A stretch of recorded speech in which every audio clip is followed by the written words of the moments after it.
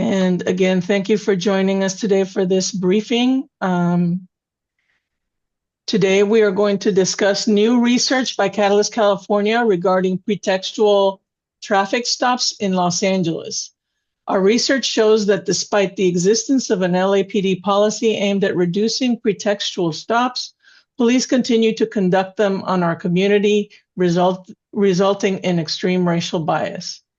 You're also going to hear about the Push LA Coalition's ongoing campaign to end pretextual stops and improve traffic safety in Los Angeles. There is a hearing on Friday at 1 p.m. where the City Council committees will discuss this research as well as other department reports on this topic and how to prevent pretextual stops. We hope that's also part of your coverage. And I just want to check and see that we have all our folks joining. Awesome. Great. So joining us today are the Council President Marquise Harris Dawson, President of the LA City Council, Chauncey Smith, Associate Director for Reimagined Justice and Safety at Catalyst California, Alicia Mulholland Graves, Director of Data Analysis at Catalyst California, Leslie Johnson, Vice President of Programs and Organizational Culture at Community Coalition, and Brian Jointer, Community Member and Scope Organizer. These are the folks who are going to be speaking today. We can begin with comments from LA City Council President Marquise Harris Dawson, if he is present and ready. Council member? Thank you so much, and thank you to everybody who's joined us, the members of the Push LA Coalition. I want to thank Catalyst California for pulling together this conversation today, and members of the media. Folks likely know that now a little less than 6 years ago, maybe 5.5 years ago, we put forward a motion to begin work on a legislative process to end pretextual traffic stops in Los Angeles by LA Police Department personnel. It's been a long struggle, from the outset, given that Southern California is the car capital of the world. Traffic stops are a big part of the way law enforcement, unfortunately, happens here. But unfortunately, the pretextual stop wanders into and is often done in a way that's unconstitutional. If you look at the data, and California has done a great job of analyzing this data. The city of LA has done a good job analyzing this data. And what they show is the overwhelming number of stops are people of color. Overwhelmingly, police do not find any reason to have stopped them. You get pulled over for crossing a double yellow line or a broken tail light or some violation of the vehicle code that does not present a public safety risk, but gives officers the opportunity to pursue a consensual search and just to fish around. Some say it's stop and frisk in a car. I've heard other people say it's stop and fish in a car, and fish to see if you can see something wrong. And it would be one thing if in many cases, or even a substantial number of cases, they found something, but in most cases they don't. This is not to mention the trauma that every individual who gets in a car, every family who puts a young person in a car has when that person leaves the house, because they understand very clearly one of the most dangerous things that can happen to you is a stop by a police officer for a reason having nothing to do with the safety of the public. That it can escalate into a confrontation. It can escalate into a so-called consensual search, and it can visit and does visit trauma on individuals and families, and most importantly, to those who call themselves supporters of law enforcement, it undermines public confidence in law enforcement. People in many communities do not trust the police. That distrust is often very connected to traffic stops for minor or no violations at all. And so we need to put a stop to that here in the city of LA. And so a movement has formed around this work. And called Stop the Stops, and we're very excited about it. There's a big hearing on Friday where we want as many people who are willing to come tell their stories to the decision makers on the city council. We want as many of them as possible to come, and so we can get the ball rolling. The city has sponsored several studies. Those studies are now all coming to a close, and now they'll be before the city council, and the city council needs to act and act quickly. And with that, I'll turn it back over to our moderator. Thank you so much, Council Member. I would now like to present Brian Jointer, I'm sorry, an organizer from Scope who will talk about how pretextual stops have affected his life. Brian? Yes, I'm here. Hold on one second. Good afternoon. How y'all doing? Good, thank you. Can you guys hear me? Yes. So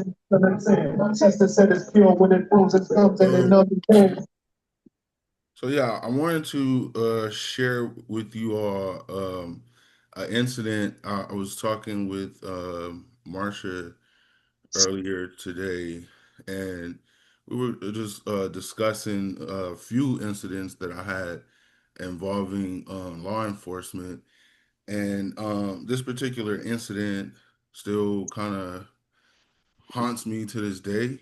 I'm just going to go into it and share it with you. I'm sharing a deeply personal and troubling experience that highlights the urgent need to reassess how traffic stops are conducted by the LAPD, especially regarding racial profiling.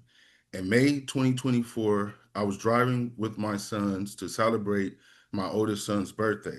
As we traveled south on Western, an LAPD vehicle traveling north flashed its bright lights through my windshield, momentarily blinding me. After making a U-turn, they followed me for a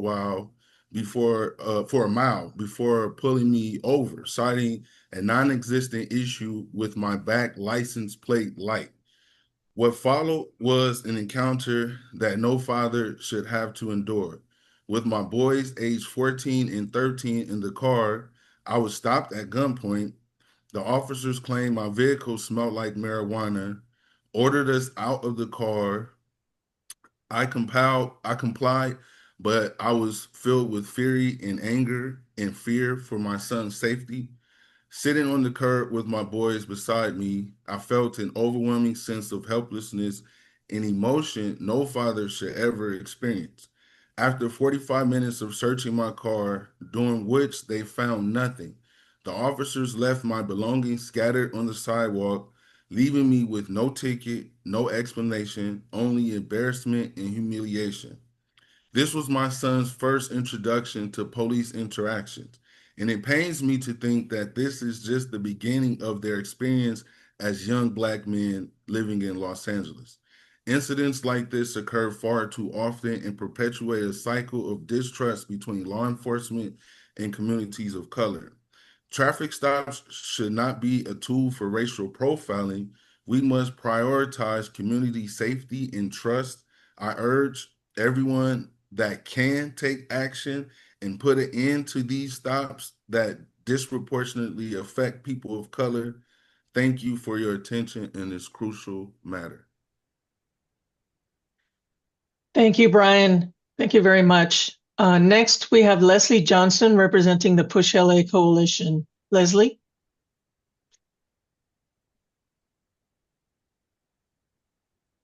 Hello. Can folks see my screen okay?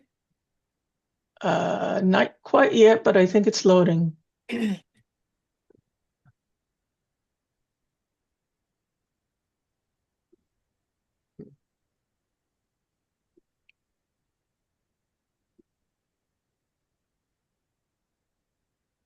Still loading, Leslie.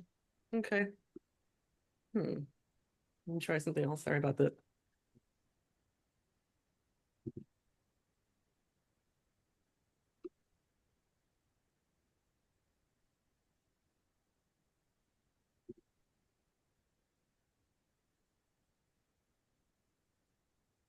Okay, I'll just do it this way. Can y'all see that?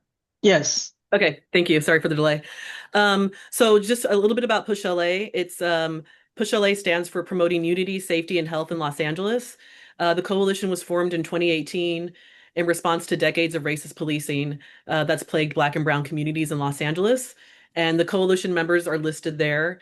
If you can also go to the Push LA website, pushla.org, to see the member organizations as well. So we came together in 2018, but in the summer of 2020, folks are familiar that the murder of George Floyd took place, and there was a movement for Black lives. Millions of people out in the streets really created the conditions for the introduction of this motion in June of 2020 to look at alternatives to traffic enforcement that don't rely on armed police officers.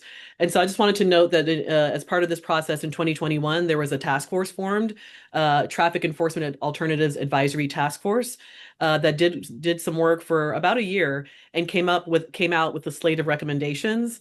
One of those recommendations was to bring an end to pretextual stops.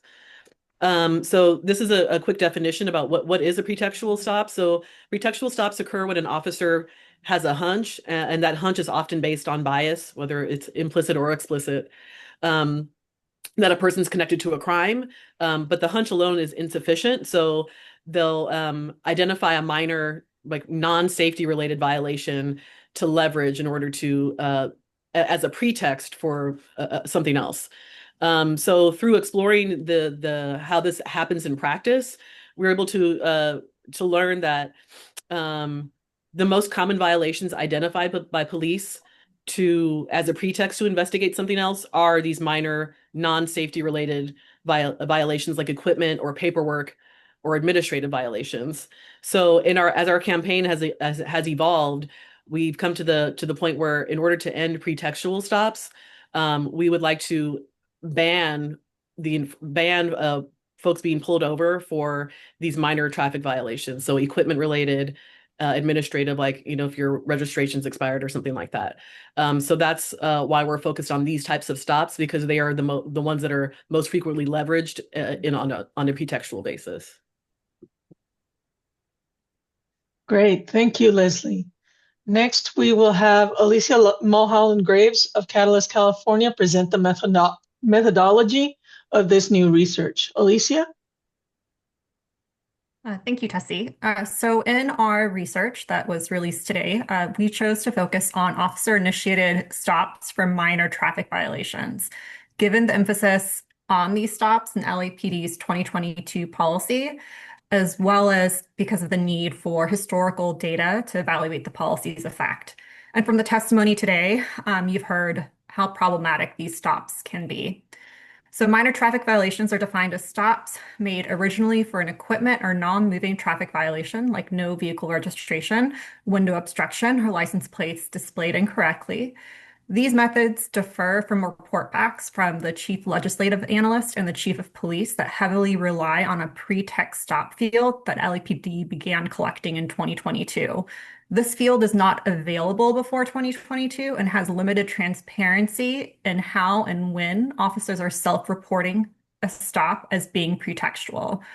Minor traffic violations, as we've heard, are closely linked to pretextual stops, where officers often use a minor traffic violation, like no vehicle registration or license plates displayed incorrectly, to initially stop someone when the officer's intention is to investigate for a more serious offense.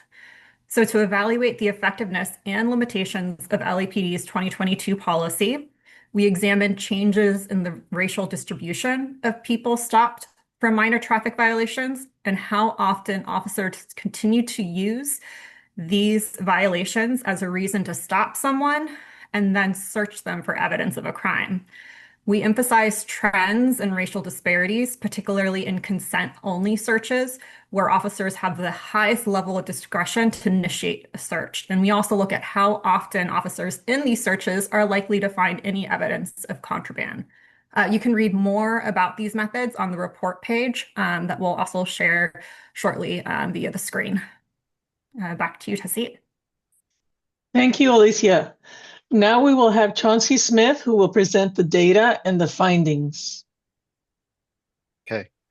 Thank you, Tessie. Thank you, Alicia. Welcome, everybody. Pleasure to connect with you today. My name is Chauncey Smith, and I'm an associate director at Catalyst California. What I'd like to do is share a brief overview of some of the key data findings with you on pretextual stops in support of Push LA's campaign. And then after the brief overview, there'll be more space for a collective dialogue and questions and answers and things like that. So what I'd like to do to guide the conversation is just pull up a copy of our new policy brief that Tessie just put into the chat. Thank you, Tessie. And then I'll just walk through some of the key findings. So you'll see here that there's two main things that are most important for purposes of today's conversation. One is that despite LAPD's adoption of a pretextual stop policy in 2022, LAPD continues to use pretextual stops, and doing so is racially biased. And in addition to that, the research also shows that LAPD's use of pretextual stops is extremely ineffective. So I'll unpack both of those issues at a high level, and then as mentioned, there'll be some space for Q&A. So as mentioned earlier by my colleague Alicia, we focused on stops for minor traffic violations in this data analysis because they're a key measure of pretextual stops. And by talking about minor traffic violations, we're specifically talking about vehicle equipment issues and administrative issues. However, more broadly, if you look at the data completely, you'll see that there's generally three types of stop categories overall. So there's stops for minor violations, which are equipment and administrative issues. Second, there's also moving violations. So those are things like speeding, failure to obey a turn signal, and things like that. And then you have third, other stop types, which are, for example, things like someone being stopped for reasonable suspicion of a crime, or perhaps there's a warrant that gives rise to a stop. So here, this graph shows the percentage of stops for each category from 2019 through the end of 2025. The orange line is a representation of the percentage of officer-initiated stops for minor traffic violations. The purple line is for moving, and then the gray line that we have here is for other stop types that I mentioned. Now, since we're focused on the pretextual stops, as a key indicator of that, I'd like to hone in on the stops for minor traffic violations, which is this orange line. Now, looking at the orange line, you can see that the rate of stops for minor traffic violations has remained persistent over the course of time with a variety of ebbs and flows. So a key decision-making point in the overall timeline was when LAPD's policy was adopted, which, as I mentioned, was around the start of 2022, which is in the middle of this graph, right? And immediately after LAPD adopted its policy, you can see a considerable dip, this U shape here in the middle of the graph. And based on a report back from the LAPD, that immediate dip after the adoption of the policy was based on implementation factors, such as educating officers on how to actually carry it out. However, since the end of 2022 up until now, the figures have remained relatively consistent, hovering around 20% of stops being minor traffic violation stops. And then more recently, there's been a slight uptick. Most recently at the end of 2025, stops for minor traffic violations were about 23% of all of the stops. So the main takeaway here is that LAPD adopted a policy unilaterally in 2022. And since then, pretextual stops, or more specifically, stops for minor traffic violations, have not gone away, right? There's still a significant issue, and they're being carried out at significant rates, which shows that there's a continued need for the city of Los Angeles to address the issue, right? So with that in mind, another thing that we did was we looked at, hey, how are stops for minor traffic violations impacting different groups of people in Los Angeles?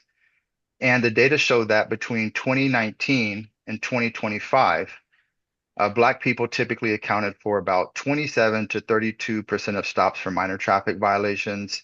And that rate is more than 3 to 4 times greater than their share of the city population, which is only 8%, right? Significant overrepresentation.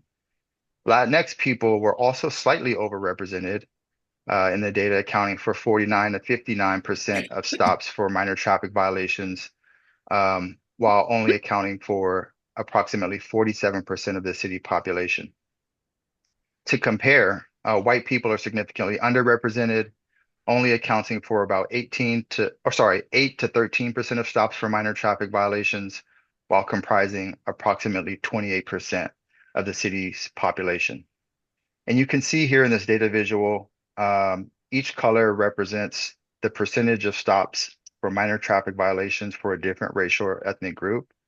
I've toggled down. You can choose these little circles at the bottom of the chart to kind of hone in on Black, Latinx, and white because they bubble up at considerable rates. And you can see here the yellow represents the percentage of Black representation, orange, Latinx, and then purple is white.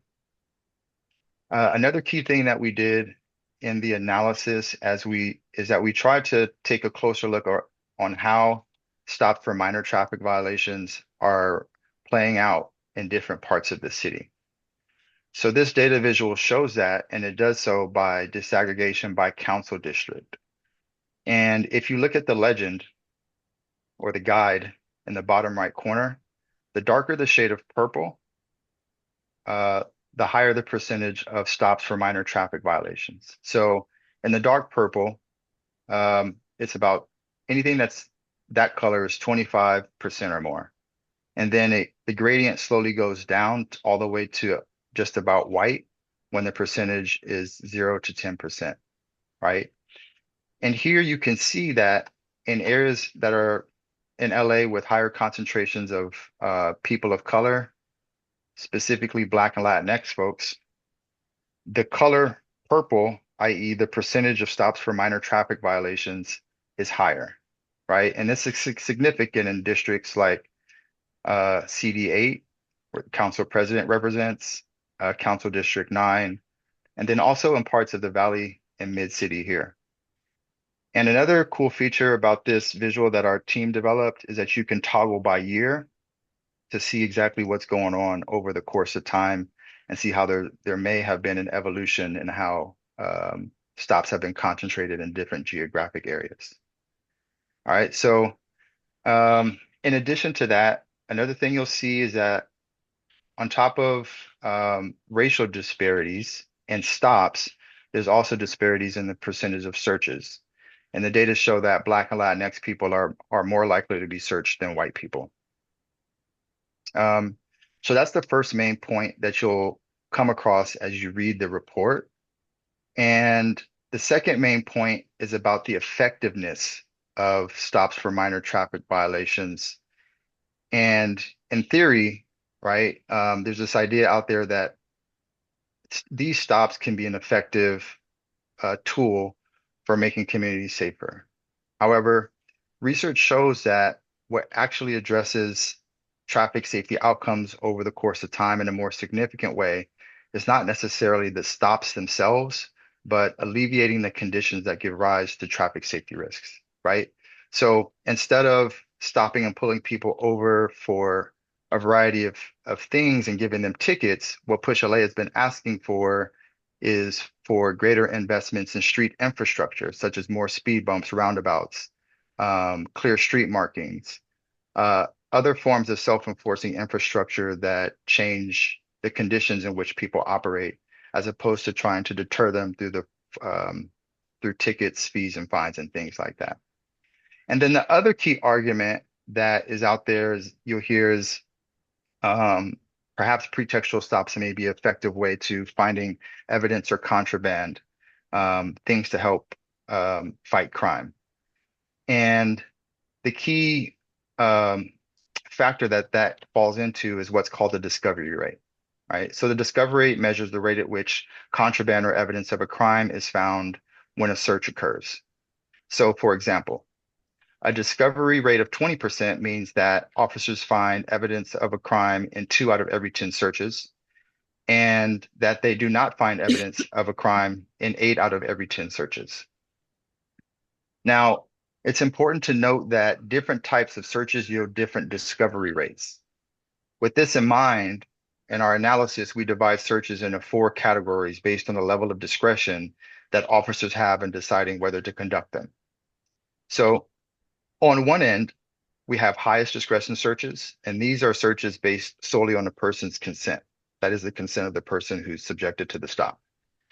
Second, we have high discretion searches, which are searches based on some combination of consent, officer safety, and/or suspected presence of weapons, or not, but not falling into any other discretionary category. Third, there's low discretion searches, which are done based on the probation or parole status of the person stopped.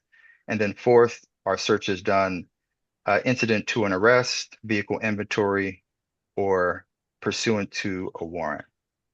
Now, with those 4 categories in mind, I want to hone in on 2 types of searches that are particularly problematic within the context of stops for minor traffic violations. That is the highest discretion searches, which are consent searches. And then second, searches of people who are on probation or parole, which are categorized as low discretion searches.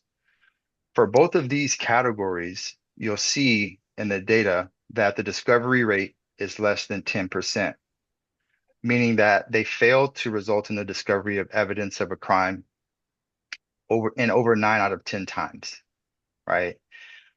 So to kind of unpack this data visual a little bit more, I'll zoom in,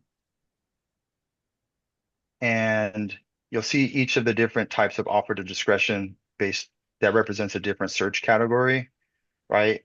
Look on the far right, we have the purple, which is the line which shows the highest rate of evidence being discovered. Those are the lowest officer discretion searches. Those are qualitatively different than the others because in these situations, there's already an arrest being made. There's a warrant, a car is being impounded. These are qualitatively different from the other types of searches that are occurring during stops for minor traffic violations. So for purposes of clarity, I'm just going to, and focusing in on the main point, I want to just toggle that one off and then hone in on the 2 that I mentioned are most nefarious based on not only racial bias, but also effectiveness. So you'll see here, focusing specifically on consent searches, this orange line, it shows the rate of discovery over the course of time.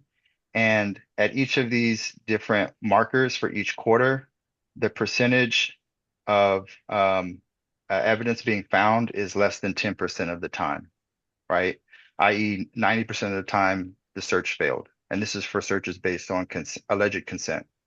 Similarly, if I toggle to low discretion searches, which are searches of people on probation or parole, the discovery rate is also less than 10%, which is also quite alarming, right? And it's not just the percentages in themselves, like this is not happening most of the time, but also if you look at the number of people that are impacted, it's also a significant indicator of how harmful this is. So for example, just kind of hovering here over the 4th quarter of 2024, the discovery rate was 8%, but it impacted 475 people. That means for almost 500 Angelenos were subjected to a stop, right? They were searched and nothing was found, right? And that's a common occurrence that we see happening in this particular type of practice. And this really just speaks to some of the ineffectiveness, again, that I mentioned in regards to the practices that are occurring during pretextual stops. And it's another reason why Push LA is advocating for significant change within the city. And then lastly, to sum things up, another thing that's extremely problematic when you look at what the data show is that it's not only the case that people of color, specifically Black and Latinx folks in this instance, are far more likely to be stopped and often more likely to be searched. But the data also show that depending on the type of search, Black and Latinx people are often less likely to be found in possession of contraband or evidence of a crime than white people, right? So for example, if you look at this visual, this bar graph, it has a yellow bar, which represents the discovery rate during minor traffic violations for consent searches of Black people. The orange line reflects the discovery rate for Latinx, and then the white line, sorry, for white folks, the line is purple. And if you look at each of these years, in 5 out of the 7 of the years, the rate for Black and Latinx people was lower than the rate of discovery for white people, right? So that just speaks to how what's going on is not only extremely problematic in terms of improving safety and racial bias, but it also just doesn't make sense, right? We're going about things in a way that doesn't actually lead towards better safety outcomes. So I'll conclude there and then just lastly show that in terms of what Push LA is asking for, we're really trying to leverage this data, leverage the research, as well as the stories and lived experiences of folks like Brian and others to move the city in a direction to address this urgently needed issue, right? LAPD adopted a policy in 2022, but the data show that the problem is not resolved, right? It's still extremely problematic. And what Push LA is seeking is for the city to preclude all stops for vehicle equipment and administrative issues because the research shows that they're not actually improving outcomes. They're not meeting the mark. And extreme harm is occurring when it comes to the impact on people of color on a daily basis.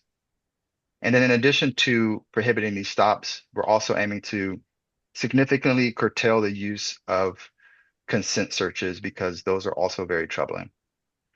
So that concludes my part. I'll pass the floor back to Tessie, and thank you for the opportunity to share a little bit about the research that Alicia and others have been working hard on recently. Great. Thank you, Chauncey. Can you stop sharing? Thank you. So we'd now like to open the floor for questions. Please, if no one is speaking, you can go ahead and speak your question, or you can put it on the chat. Just anyone that would like to ask any questions of any of the folks that we have with us today. I have a question. Can you hear me? Gail Yes. Holland, LA reported. How does I'm sorry, I got confused. I'm not confused, but there were so many numbers. I forgot what your overall number of stops that produced contraband and or evidence of a crime. How does that jibe with what the police put out, or the police commission in January, that 30% of their stops had produced some contraband or nexus to a more serious crime? Hey, Gail, how are you doing? Hi, thank you. I think we met before through Jess and the DA Accountability Coalition. Right. Yeah, good to see you again. Yeah, thank you for that question. I think one key distinction is the way in which we're looking at the information, right? So as I mentioned, our report disaggregates searches by the type of search, and it breaks them down into 4 categories: highest discretion, high discretion, low, and lowest. Mm-hmm. If I recall correctly, the report from the police department just had the discovery rate without disaggregating based on the type of search that was occurring. So it's essentially a different way of looking at the content, and it's ours is just kind of piece things out in a more precise way.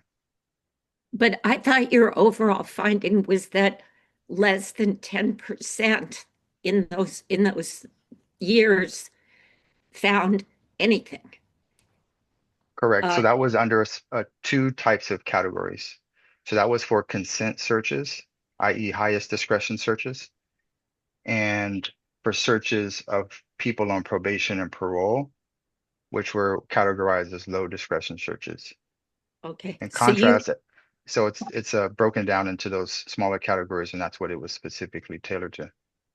so you don't dispute, do you or do you not dispute their contention that 30% of their pretextual stops resulted in some nexus to serious crime or contraband?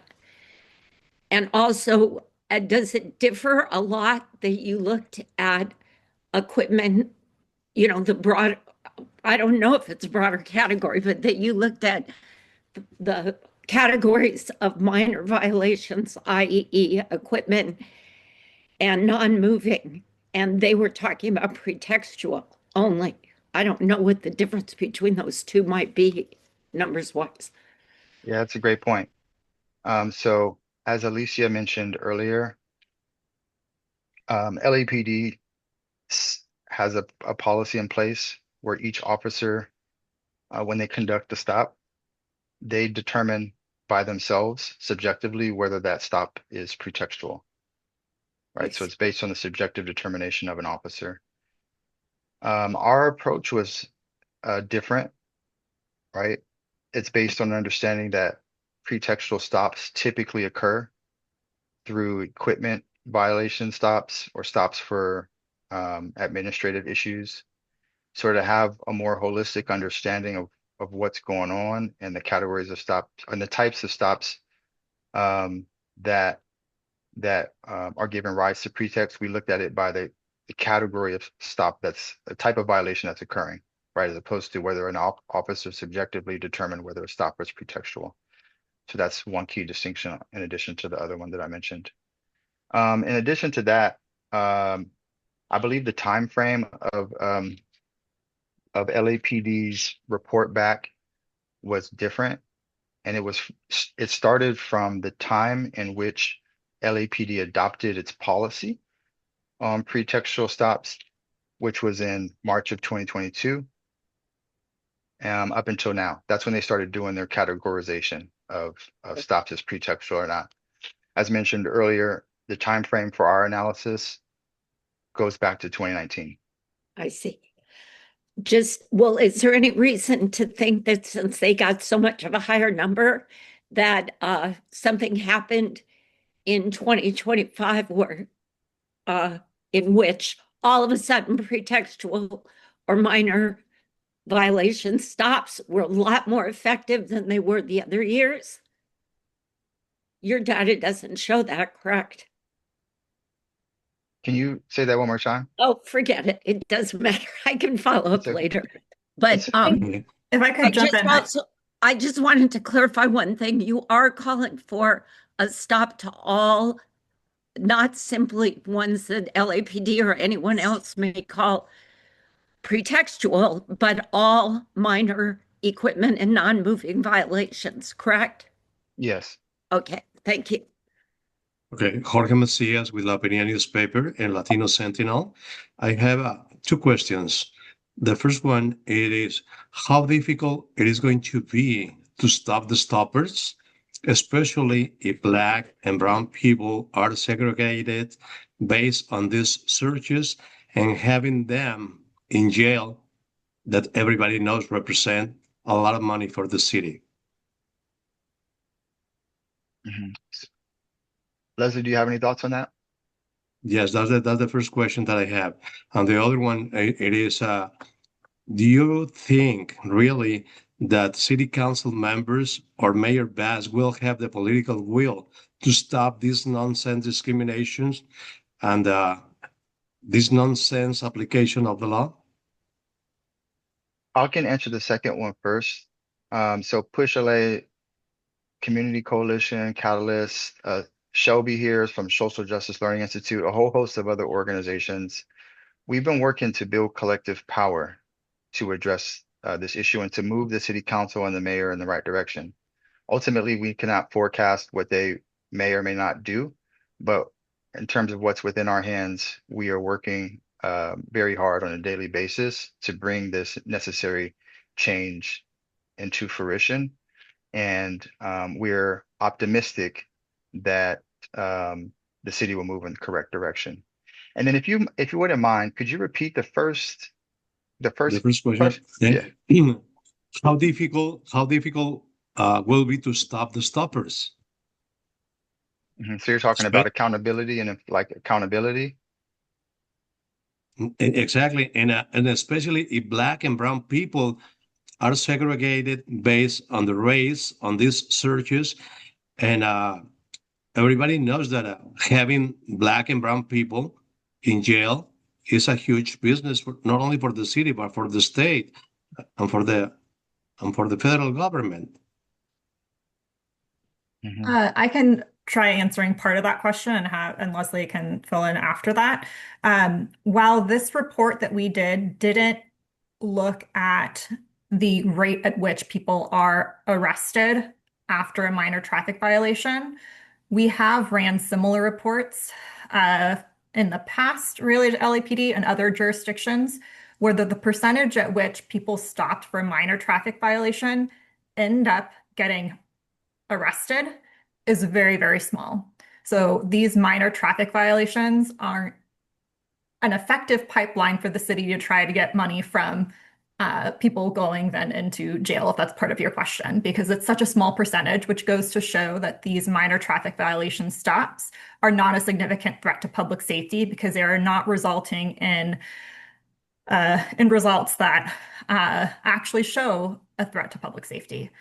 But Leslie, feel free to add to that. But I did want to say that we have not found evidence that this is a productive means by which the city or LAPD is able to jail people based on minor traffic violations. Thank you. I have a question. Let me go ahead and Leslie, did you want to comment first on that? No, I'm Okay. Thank you. All right, Liz, sorry about that. Go ahead. Yeah, I was curious how you wanted this ban to be put into law. Would it be like through an ordinance or like in what fashion are you thinking it would happen? So Friday there's a joint committee hearing where there'll be a motion introduced around the ban. When that moves out of the committee, it'll then have to go to the full council for a vote. And what the full council would be doing is recommend, like it would be like a recommendation to the police commission, because then the police commission would have to actually adopt a policy to actually say this is a change in how LAPD is acting. So that's the process that we'll have to go through. Great. Isaiah, I think you might be next. Hi, yeah, hi. Isaiah, I'm with the LA Local. I think the council president might be gone, and he might have had the answer to this question. He mentioned some city reports that are in the pipeline on this same issue that I believe he said were almost completed. I know you mentioned those also in your report. I think they're the same thing, but the feasibility studies that have been in the works since June 2024. Does anybody that's on the call right now know when those studies might be completed and when we might be able to look at that data as well? Isaiah Serena here. So the council president had at 2 p.m., so he had to jump off. But there should be a couple of reports that they're reviewing on Friday. Okay. But I can send you the council file and you can follow up on all the city reports. Perfect. Thank you, Serena. On Friday, there'll be the CLA will be, excuse me, the CLA will be reporting as well as the LAPD. Thanks, folks. Appreciate it. Sure. I had kind of a side question. I'm not really sure because I appreciate the data that you're providing. But I was also curious if there's any data out there that you know of for the cost of doing these types of stops, like the time it takes and the manpower it takes. Yeah, it's a great question, Liz. And nice that you're joining us too. we've connected before. Um, so we did an analysis on the cost of stops for other law enforcement agencies in the past, specifically LA Sheriff's Department and other sheriff's departments. And what we found in those other instances is that it ends up costing millions of dollars annually to conduct these very low level stops, and it's not insignificant. Um, we can pull that research. I can pull it and put it in the chat in just a moment. If you give me a few minutes, and I can send it to you so you can see that. But we haven't done it specifically for LAPD for purposes of this new report.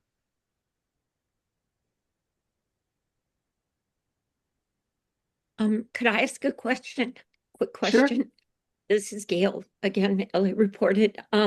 What is the mayor's position? Has she stated a position on minor equipment and administrative stops and/or pretextual stops? We don't know the mayor's position. And there's not a representative from her office here. Okay. So I wouldn't want to speak out of turn on that. Okay. So in all this discussion that's been going on all these years, she never stated an opinion. I mean, a position. Not that I can convey with confidence in this setting. Thank you. But based on what I know, I expect that this should be something that she would be supportive of. Thank you.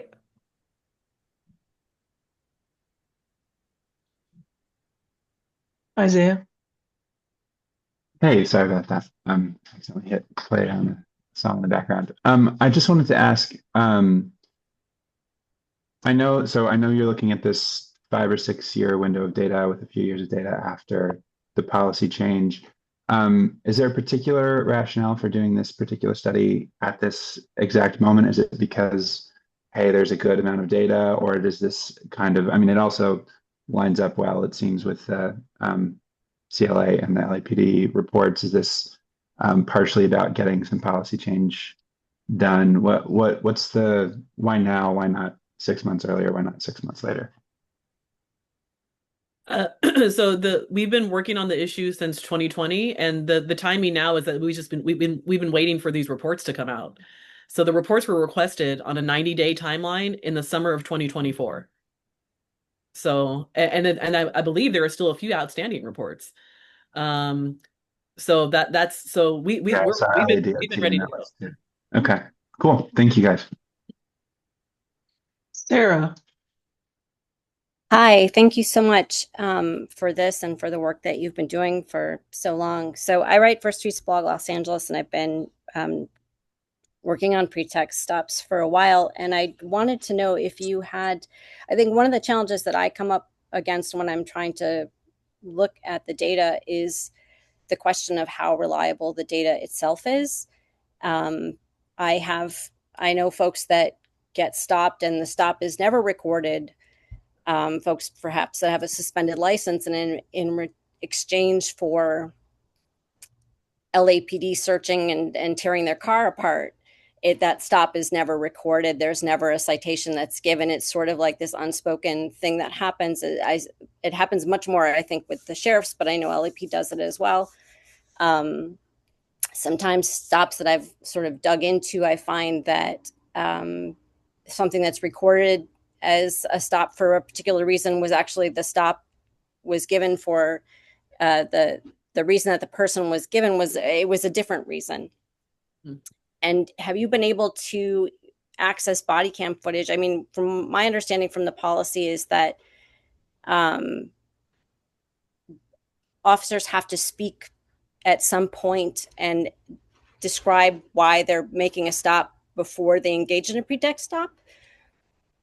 And so that is recorded on camera so that it can be verified and sort of the stop can be checked that way. And so I'm kind of rambling a little bit, but I guess I'm trying to get at this question of like, have you had any luck or have you been able to access any of that sort of bigger picture, comparing stops to the cameras, and getting a sense of like how accurate even the reporting itself is? Does that make sense? I'm so sorry. That's quite a bit of rambling. Yes, that makes sense. Sarah? Sarah. Sarah? All right. Would you mind muting? Okay, thanks. And also, I'd like to respond, and then also if Alicia has anything to chime in here. I think this relates to some of your expertise, but you're get into the issue of data accuracy, and then what else is out there in the landscape that helps us understand the degree to which the information that we're using to understand what's going on is actually accurate or complete. So that's always an issue when it comes to this topic, or maybe even in others, but particularly when it comes to racial profiling. Because when you're trying to understand racial profiling, you need to understand what officers are thinking, and there's a lot of discretion placed in the hands of officers in terms of data collection, right? So state law, specifically the Racial Identity Profiling Act, requires officers to collect and report information on each stop, such as the date, time, location of the stop, the race, gender, the age of the person stopped, things like that, right? So it's important for it to be from the officer's perspective, because when you're trying to understand profiling, you want to understand what's going on in the officer's mind, right? As opposed to just maybe an officer says that this person appears to be Latinx, but perhaps that person doesn't actually identify as Latinx. So there could be an inconsistency there in terms of what the person actually is, but it's important to be able to know what the officer thinks, because when you're trying to ferret out evidence of profiling, that is extremely relevant. So that's one piece. Second, in prior reports, we've seen instances in which there seem to be efforts to undermine the integrity of the data. And there was even a report by the Office of Inspector General and the county on the LA Sheriff's Department stops. And it found that in their analysis of stops by the Sheriff's Department, there was a significant discrepancy between the rate at which Latinx people were being shown in the stops under RIPA data versus other departmental records. So that gets to what you were speaking about. So there is significant issues when it comes to that. And then you mentioned body camera footage. So the LAPD Officer Inspector General did an analysis of LAPD stops back in 2019, I believe. And in that analysis from the police department's Inspector General, they did a comparison, as you mentioned, between what the stop data show and what body camera footage showed, and it showed that in some instances there could be inconsistencies. Alicia, would you like to add to that or add further clarification? Yes, and thank you for that, Chauncey. It's a great question, and I think as with all public data, especially data that is self-reported by an individual, in this case, officers are reporting themselves of what occurred during that stop, you are bound to have some inaccuracies and underreporting. I will say that the California Department of Justice does do a level of quality assurance for the RIPA data collected fields and has a back and forth with the agencies at times if they see inaccuracies. For example, a couple years ago, there was evidence that officers were selecting every single racial identity possible to almost obscure their racial bias, because then you couldn't assign racial bias if everyone had every racial identity marked. We do check for that in the data when we use it as well. Officers are also required to select a stop reason in the stop. So using that minor traffic violation category does have at least some guarantee that something has to get checked. They have to select a stop reason, and if they select that it was a traffic violation, they have to select the sub reason. Was it for a moving or a minor traffic stop? We do quality assurance when we process the data as well. So we did find instances where the officers failed to select whether or not it was a minor or moving traffic violation.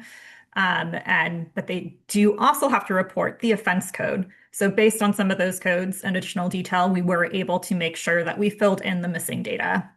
That said, we also cross-reference the data with community members as well. So if we see underreporting in a particular category or something that doesn't seem to resonate with what community members are experiencing on the ground, which is why the Push LA Coalition is so important, then we're able to provide a bit more context and kind of precautions in how the data may be an undercount.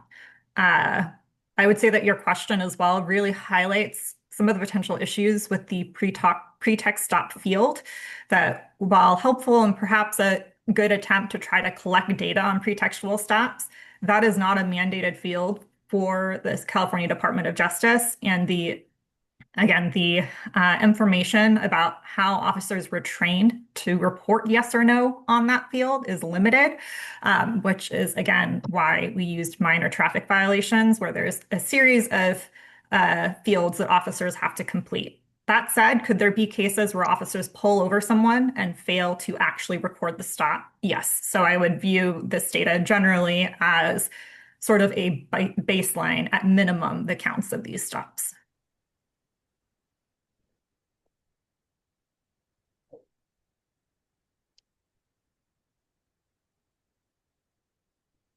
Does anyone have any other questions? I've got one more. Great, go ahead. When you guys were sifting through this data, were there any, because I imagine some of the insights that you guys pulled from this are things that you expected based on some past data. Were there any particular data points that really jumped out to you, or anything that made you guys want to dig a little bit further in any particular place?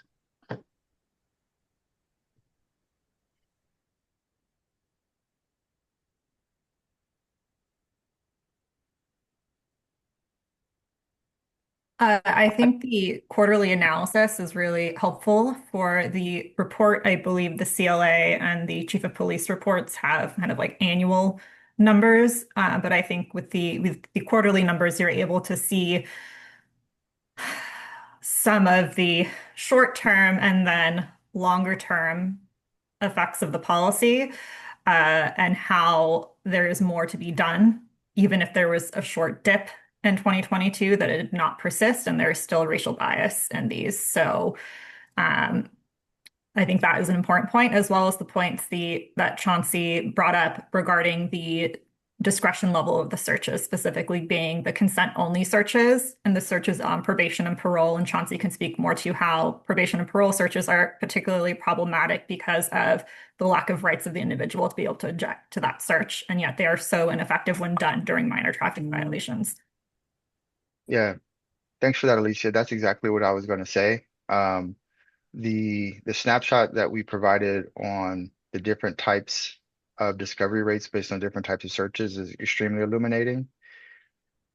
So for consent searches, those are extremely problematic because of the power differential that exists when a person is stopped between an officer and a community member, right? So it may seem on its face like the phrase consent search, like, hey, someone said it was okay to search me, like, but in reality, the way things play out is that it's often a case where someone is pulled over by an officer with a gun, someone with the authority to not only take away their individual liberty, but also has the authority to take away someone's life. And if someone in that position says something to you, the line between an order or instruction, like do something, versus a request can be blurry, right? So because of that, the use of consent search is extremely problematic. When you add that power differential on top of the fact that they're extremely ineffective, 9 out of 10 times it's a big nothing in terms of evidence of a crime being found.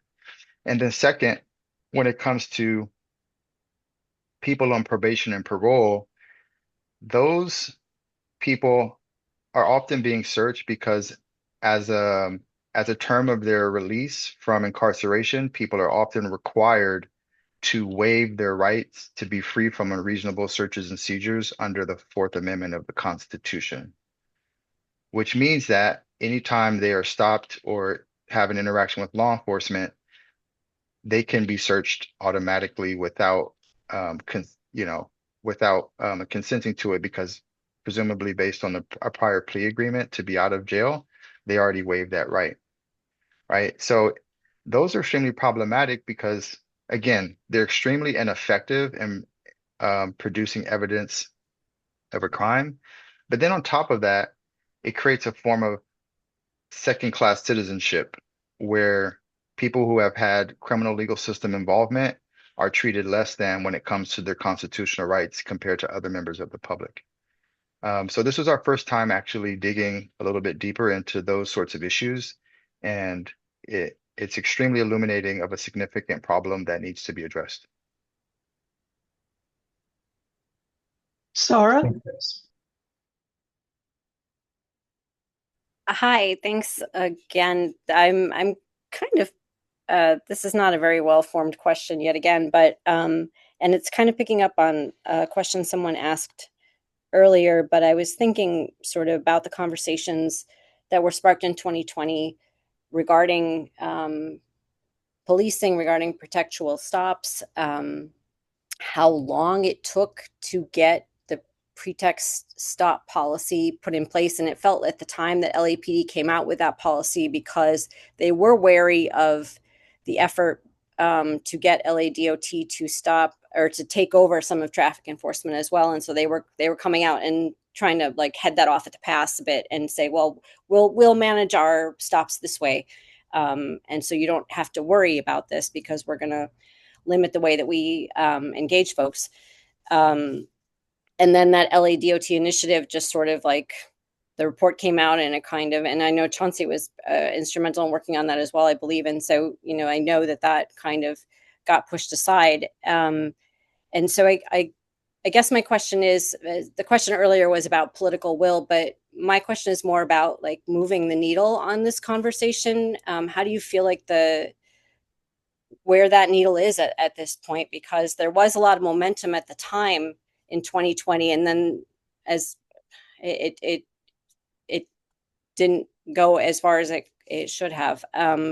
Institutionalizing that is also very difficult. And so where do you feel the needle is on this conversation and how receptive to it? I mean, at the time, like I remember talking with folks in the councilman's office about, you know, even the term like alternative police, like trying to find a way to engage folks so that the idea of stripping this power from police didn't feel so threatening.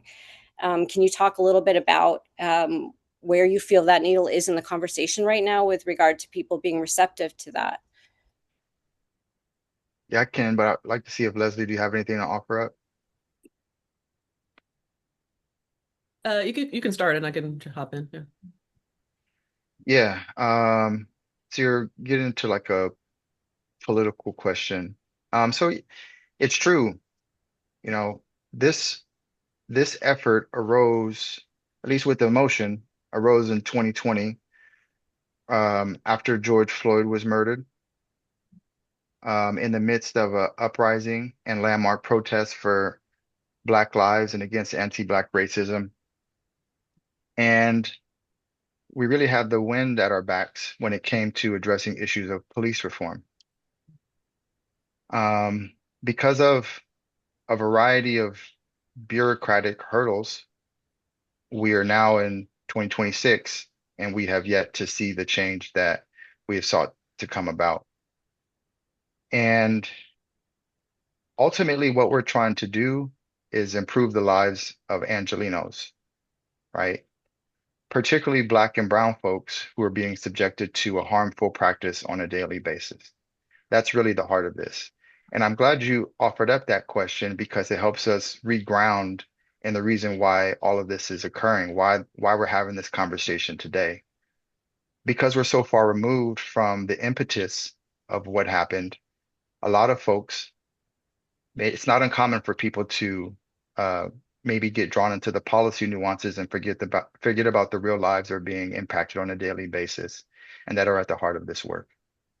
And it's not only about the racial bias in the harm, but it's also about safe streets, because a core part of Push LA's efforts are to improve traffic safety in addition to preventing racial profiling. So, for example, the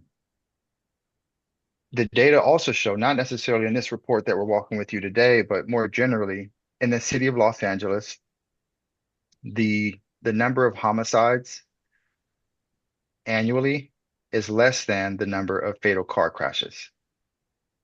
So, for example, over 300 people or so die annually because of fatal car crashes, right? That's if we're thinking about safety more broadly and we want to make an impact on improving safety within the city of Los Angeles, traffic safety has to be at the heart of that overall conversation. So in addition to preventing these harmful stops, another thing that we want to do is address the root causes of traffic safety risks, right? So it's not that stops and tickets are going to prevent these harms from occurring, because that's been happening for years, and we continue to see insufficient outcomes when it comes to traffic safety. What we need instead of stops are better roads, more speed bumps, more roundabouts, clear street markings, essentially investments and upgrades to urban design and infrastructure, particularly in highest need areas, to alleviate the root causes of traffic safety risks. Yeah. I was just, oh, Go ahead. thanks. I was just going to add that, yeah, this effort started the motion started in 2020. And, for us to get to this point, there's been a lot of advocacy, like around from the Push LA groups to keep this in the discussion. It's gotten so drawn out, right? That two of the people that introduced the motion aren't even on the council anymore. So it's been the effort from I think from the outside to keep pressure on folks that that we still care about this. This is still important to us. And so I think that's been important in getting us to the point where we are now. I also think that what we have, I think the case that we're making is pretty strong. And I think that LAPD would be hard pressed to make a case around why this practice should continue. It's racially biased. It's ineffective. It's a waste of dollars. You're not getting you're not getting guns and things off the street. Like all of those things that have been talked about as reasons why this practice needs to continue. I just don't see what case can be made at this point for what we're asking for, which is like pretty narrow. So yeah. Liz, we'll let Liz's question be the final one for today. Okay. So I was kind of curious about, I know Sarah mentioned when this effort was cut off at the pass. Were there moments when direct opposition came to what this particular pretextual ban proposal is? I'm sorry if I don't know the exact components of it, but the way that you've designed it, were there specific opposition to it stated at that time when it was cut off at the pass? And also, are there places that have done similar types of bans that we can see anything coming out of or being successful? Sure.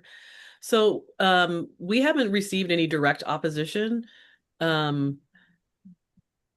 think, as we've been talking to different council offices about it, it's always been this kind of hypothetical thing, right? Because it's been like, oh, there's a study, it's a feasibility study. So when we talk to people who are like, okay, well, that sounds good. But now when that there's actual, action going to be proposed on Friday, we're still making the rounds and talking to folks to see if they have questions and such. We haven't received, I would say we haven't received a lot of strong pushback or opposition. And similar efforts have been taken on in other jurisdictions. I think the one that we look at often is San Francisco. They did a ban on, they like listed out certain violations that were then, that then police could not, pursue stops after. And what we're asking for, we believe, is an upgrade to that, because it's addressing a whole category of violations. Because what we want to avoid is, there's a top 10 violations now. So we say, okay, you can't pull people over for that, but then they'll just pick another reason. So we're trying to avoid that kind of loophole and just say, if it's equipment or an administrative violation, you cannot pull people over for that. Chauncey, did you want to say more about the other jurisdictions? Because Yeah, there's a lot of jurisdictions out there, Liz, that are moving in this direction. In general, you'll see whether you're looking at cities or counties or states, the general thrust of the landscape is moving towards ending pretextual stops for the reasons that we mentioned: racial bias, ineffectiveness, and a waste of dollars.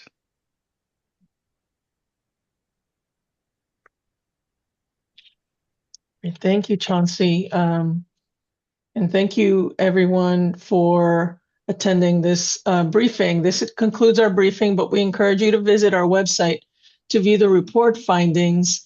I've also put my phone number and my email on the chat if you have more questions or if you'd like to follow up with the participants.